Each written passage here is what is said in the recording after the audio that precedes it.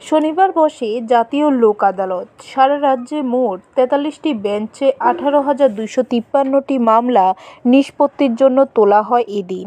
তার মধ্যে মামলা পূর্ববর্তী বিরোধ সংক্রান্ত ৫,১৮৫টি এবং আদালতে বিচারাধীন ১৩,০৬৮টি মামলা রয়েছে।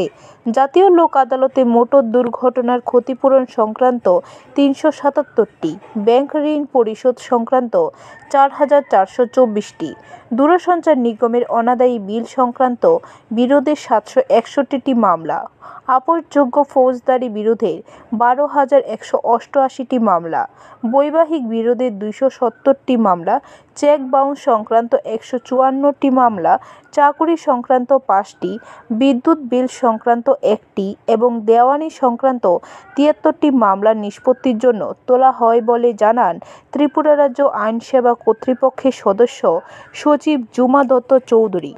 আজকে আমাদের ত্রিপুরাতে সারা ভারতবর্ষের সঙ্গে ন্যাশনাল লোক আদালত আমরা এখানেও আয়োজন করেছি। এটাই বছরের প্রথম জাতীয় লোক আদালত। তো আমরা এটা হাইকোর্টে চলছে এখন। যে মামলায় পক্ষভুক্ত যারা পার্টি আছেন এসছেন, মোটামুটি কাউন্সিলিংও সকাল 10টা থেকে চলছে। আমরা একটা এখন ডিসপোজাল হয়েছে, NI act cheque bounce case তুলে হয় যে একটা হয়েছে, বাকি আরও কাউন্সিলিং চলছে। তো দেখা যাক, এখন 12টা হয়েছে, 4টে 4:30 অবধি তো চলে। তো বেলা শেষে হয়তো বা আমরা একটা ডেটা আপনাদেরকে দিতে পারবো। কতগুলো কেস ছিল এই প্রথম লোক আদালতে?